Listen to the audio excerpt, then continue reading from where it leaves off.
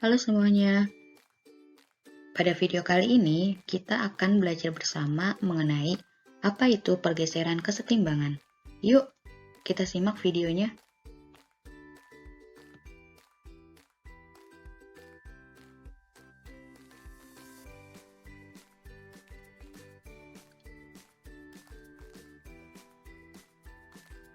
Adapun kompetensi dasar yang akan dicapai pada materi ini adalah kompetensi dasar 3.9, yaitu menjelaskan faktor-faktor yang mempengaruhi pergeseran kesetimbangan.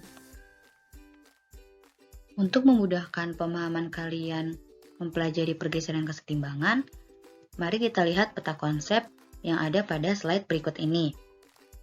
Kita mulai dari sifat reaksi kesetimbangan.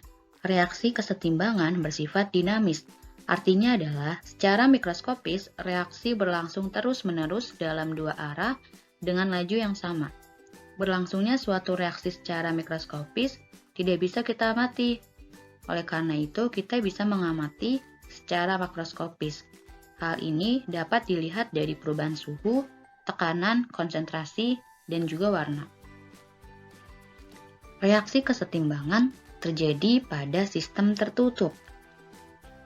Pada sistem tertutup, zat-zat yang bereaksi maupun zat hasil reaksi tidak ada yang meninggalkan sistem.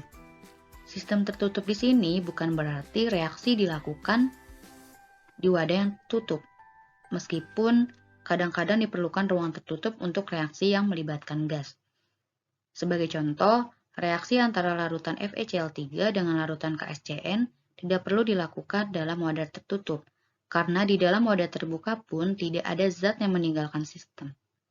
Selanjutnya, pergeseran kesetimbangan dipengaruhi oleh konsentrasi, suhu, tekanan, dan juga volume.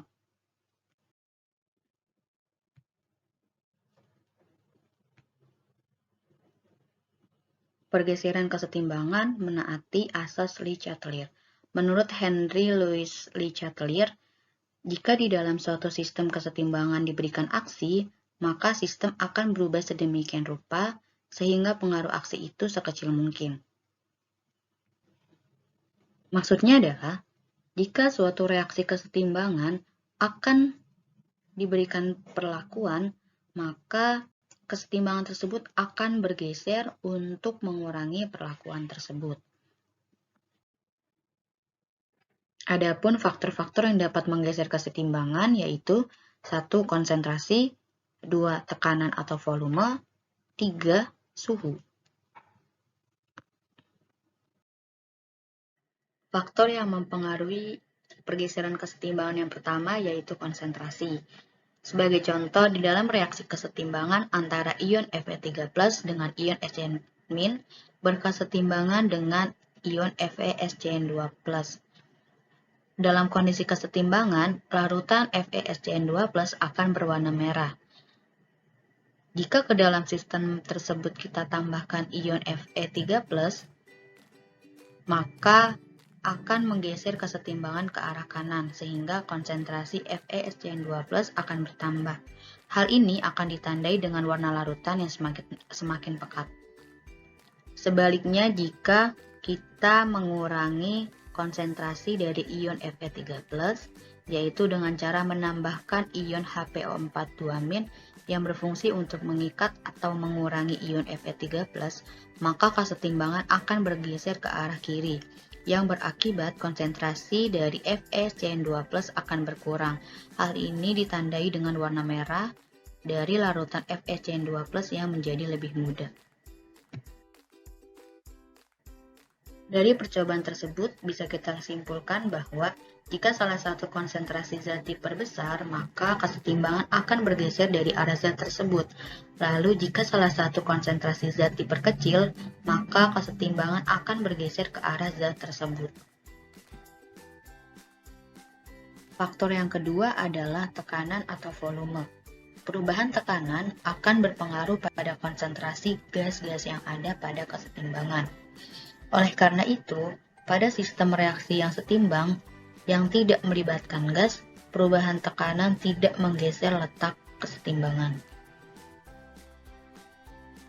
Untuk mengetahui pengaruh perubahan tekanan terhadap sistem kesetimbangan gas, dapat kita lihat dari persamaan gas ideal berikut ini.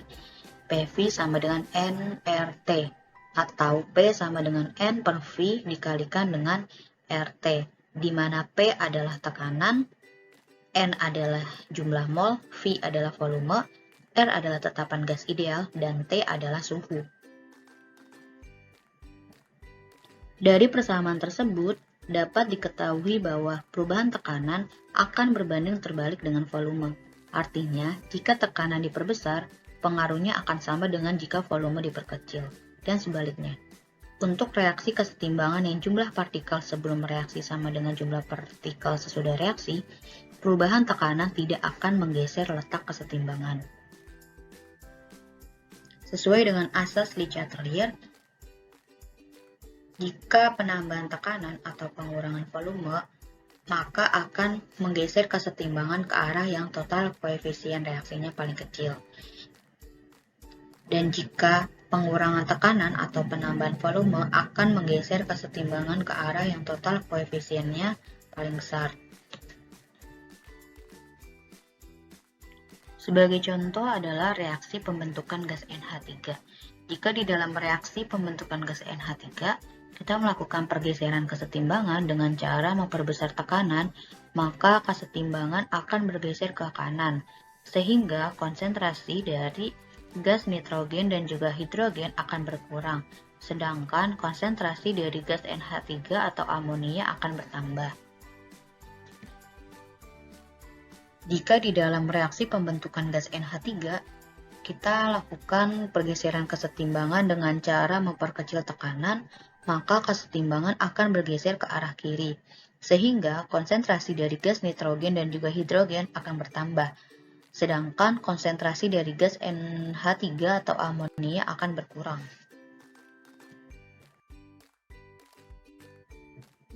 Faktor yang mempengaruhi pergeseran kesetimbangan yang terakhir adalah suhu. Pergeseran reaksi kesetimbangan akibat perubahan suhu ditentukan oleh jenis reaksinya. Apakah reaksi tersebut endoterm atau eksoterm? Reaksi endoterm adalah reaksi yang membutuhkan kalor, sedangkan reaksi eksoterm adalah reaksi yang melepaskan kalor. Jika sistem di dalam kesetimbangan suhunya dinaikkan, maka kesetimbangan akan bergeser ke arah reaksi endoterm. Sebagai contoh, reaksi pembentukan NH3 merupakan reaksi eksoterm. Hal ini ditandai dengan nilai delta H bernilai negatif, yaitu minus 92 kJ. Jika di dalam reaksi tersebut kita naikkan suhunya, maka kesetimbangan akan bergeser ke arah reaksi endoterm, yaitu reaksi penguraian NH3. Oleh karena itu, bisa kita simpulkan bahwa penurunan suhu akan menggeser kesetimbangan ke arah reaksi eksoterm, sedangkan kenaikan suhu akan menggeser kesetimbangan ke arah reaksi endoterm. Setelah kalian mempelajari materi pergeseran kesetimbangan, untuk melatih pemahaman kalian, mari kita coba menjawab 3 latihan soal berikut ini.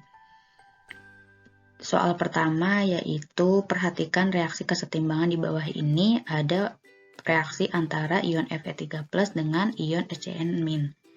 Nah, di dalam reaksi kesetimbangan tersebut ditambahkan 1 tetes larutan jenuh FeCl3, maka apa yang akan terjadi? Oke, mari kita ingat mengenai faktor-faktor yang mempengaruhi pergeseran kesetimbangan. Salah satunya adalah konsentrasi. Jika salah satu konsentrasi zat diperbesar, yaitu dengan menambahkan suatu larutan tertentu, maka kesetimbangan tersebut akan bergeser dari arah zat tersebut. Berarti jika kita menambahkan 1 tetes FeCl3, berarti nanti akan terjadi jumlah ion FeSCN2+ akan bertambah. Soal yang kedua ada reaksi pembentukan dari gas metana dengan perubahan entalpi sebesar minus 18 kilokalori.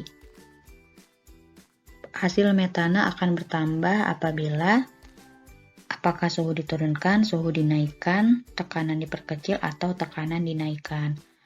Pertanyaannya adalah, pernyataan yang benar adalah, berarti kita lihat dulu dari delta H-nya. Karena delta H-nya negatif, berarti menandakan bahwa reaksinya berlangsung eksoterm. Dari kiri ke kanan, reaksinya eksoterm. Nah, ketika reaksinya eksoterm, jika kita ingin meningkatkan hasil metana, berarti kita harus menurunkan suhu tersebut. Karena ketika penurunan suhu, maka kesetimbangan akan bergeser ke arah reaksi eksoterm. Berarti ke arah kanan. Otomatis hasil metananya akan bertambah banyak. Lalu faktor yang lainnya adalah tekanan diperbesar. Karena ketika tekanan diperbesar, maka kesetimbangan akan bergeser ke arah total koefisien reaksi paling kecil. Bisa kita lihat dari koefisien di sebelah kiri reaksi itu 2 ditambah 1 berarti 3. Untuk koefisien di kanan reaksi hanya 1, berarti nanti kesetimbangan akan bergeser ke arah kanan, ke arah CH4. Otomatis nanti hasil metana akan bertambah. Berarti pernyataan yang benar adalah 1 dan 4, suhu diturunkan dan juga tekanan dinaikkan. Untuk soal yang ketiga, yaitu perhatikan reaksi kesetimbangan berikut. Reaksi mengenai pembentukan dari gas hidrogen iodida dengan perubahan entalpi negatif X kilokalori. Pertanyaannya adalah kesetimbangan akan bergeser ke arah kanan apabila, di sini sudah ada nilai dari perubahan entalpi, berarti nanti ada kaitannya dengan salah satu faktor pergeseran kesetimbangan yaitu suhu. Nah, berarti kita ingat lagi bahwa ketika penurunan suhu, maka akan menggeser kesetimbangan ke arah reaksi eksoterm. Berarti kita bisa lihat lagi di soalnya, bahwa diberitahu nilai perubahan entalpinya adalah negatif. Berarti menandakan bahwa reaksinya adalah reaksi eksoterm. Nah, berarti kita bisa kaitkan ketika kesetimbangannya bergeser ke arah kanan, maka akan bergeser ke arah eksoterm. Berarti jawaban yang tepat adalah E, suhu diturunkan. Cukup sekian video pembelajaran kita hari ini. Semoga kalian mengerti apa itu pergeseran kesetimbangan dan juga faktor-faktor yang mempengaruhi pergeseran kesetimbangan. Sampai jumpa di video selanjutnya.